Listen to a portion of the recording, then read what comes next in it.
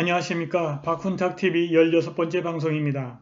오늘은 고용 대참사를 불러온 문재인 정부의 소득주도 성장정책의 대안으로서 외국인 직접 투자에 관해서 방송하겠습니다. 자유한국당이 고용 대참사를 초래한 문재인 정부의 최저임금 인상을 비롯한 소득주도 성장정책을 국가주의라고 비판하면서 조만간 시장주의 성장정책이라는 대안을 내놓겠다고 기염을 토했습니다. 경제가 성장을 해서 고용을 창출하려면 생산성을 향상시켜야 하기 때문에 경제 성장을 위한 정책이라면 반드시 생산성 향상을 위한 방안을 제시해야 합니다. 최저임금을 노동자의 생산성보다 지나치게 높은 수준으로 올리는 정책은 소상공인의 영업을 방해할 뿐만이 아니라 공급을 지나치게 초과하는 수요를 창출해서 인플레이션을 초래합니다. 소득주도 성장정책이 오히려 노동자의 구매력과 실질 소득을 떨어뜨리는 것입니다. 자유한국당이 생산성을 대대적으로 향상시키면서 경제성장을 가져와서 고용을 창출할 시장주의 성장정책을 제시할 것이라는 기대를 하는 것은 난망합니다. 1990년대부터 미국을 비롯한 자유주의 글로벌 경제의 생산성이 추세적으로 하락하는 현상이 진행되고 있기 때문입니다. 전문성을 갖추지 못한 자유한국당이 갑자기 어디에서 생산성을 획기적으로 향상시킬 시장주의 성장정책을 찾아내겠습니까? 아니나 다를까 자유한국당 대표가 국회에서 출산 장려로 경제를 성장시키겠다는 농담을 늘어놓았습니다. 한국 경제는 규모와 수준으로 볼 때 노동 생산성 향상만으로 의미 있는 성장을 이루기 어렵게 되어 있습니다. 문제는 총요소 생산성입니다. 한국 경제가 지속적으로 성장하려면 노동 생산성, 자본 생산성, 사회 간접 자본 생산성, 그리고 국가체제의 생산성을 총칭하는 총요소 생산성, Total Factor Productivity를 향상시켜야 합니다.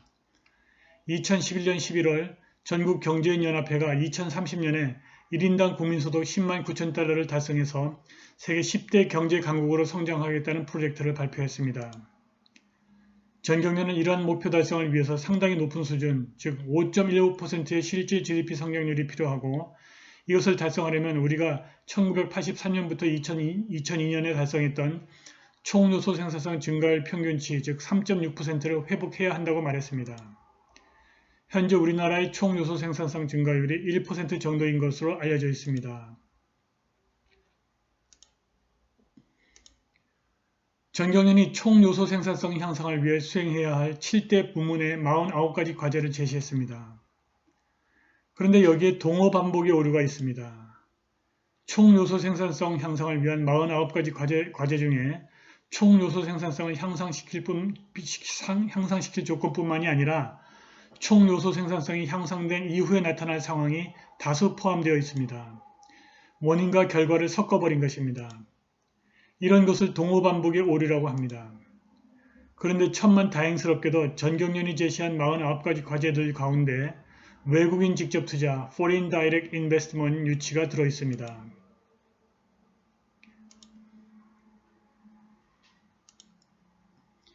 이미 해외 경영학계에서는 외국인 직접 투자가 총요소 생산성을 향상시키는 가장 확실한 방법으로 자리를 잡았습니다. 해외 경영학자들이 충분히 다양한 통제 변수를 사용하는 복합 회귀 분석으로 외국인 직접 투자가 총요소 생산성과 경제 성장을 통계적으로 유의하게 향상시키는 독립 변수라는 사실을 반복적으로 확인하고 있습니다. 그런데 너무나 놀랍고 절망스러운 것은 아직도 한국의 관련 학계와 관료 사회는 물론이고 언론계 그리고 정치권에도 이러한 사실이 제대로 알려지지 않고 있다는 점입니다.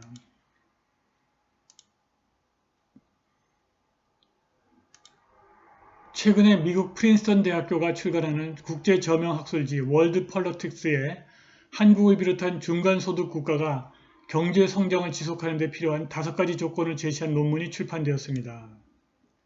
이 논문은 첫째, 인적 자본을 개발하고 둘째, 연구개발 투자를 늘리고 셋째, 경제적 불평등을 완화하고 넷째, 비공식 경제를 줄이고 그리고 다섯 번째, 외국인 직접 투자를 적극적으로 유치하라고 촉구했습니다.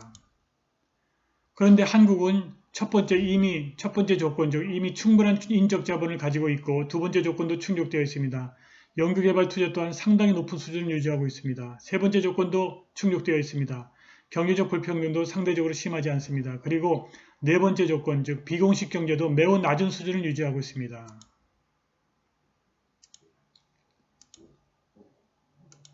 그런데 이 마지막 조건, 즉 외국인 직접 투자는 거의 없습니다. 2013년 한국이 속한 최근 고소득 동아시아의 GDP에서 외국인 직접 투자의 비율이 13%인데 고소득 OECD 국가는 이 비율이 무려 58%에 이릅니다. 그런데 한국은 이 비율이 0.66%에 불과합니다. 거의 없는 것입니다.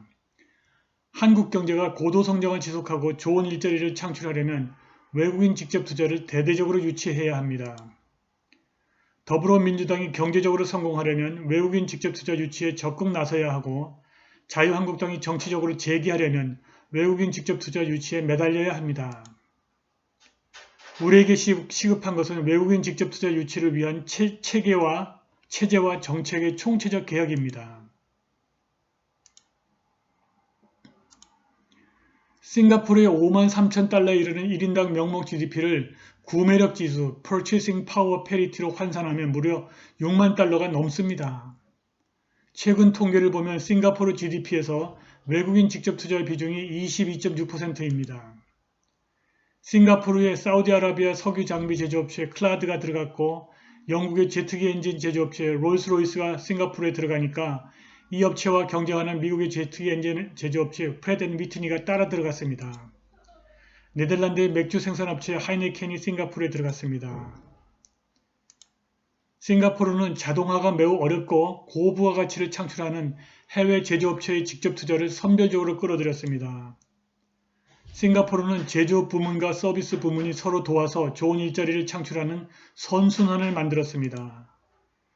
외국인 제조업체가 서비스 부문의 외국인 업체를 끌어들이고 이것이 또다시 외국의 고부가가치 제조업체를 끌어들여서 고소득 일자리를 끊임없이 창출하는 선순환을 만들었습니다.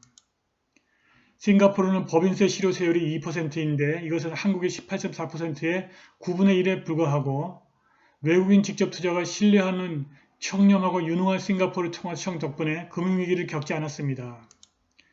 싱가포르가 외국인 직접 투자에 성공한 비결은 미리 생각하고 다시 생각하고 두루 생각하는 싱가포르 공직사회의 역동적 거버넌스에서 찾아야 할 것입니다. 감사합니다.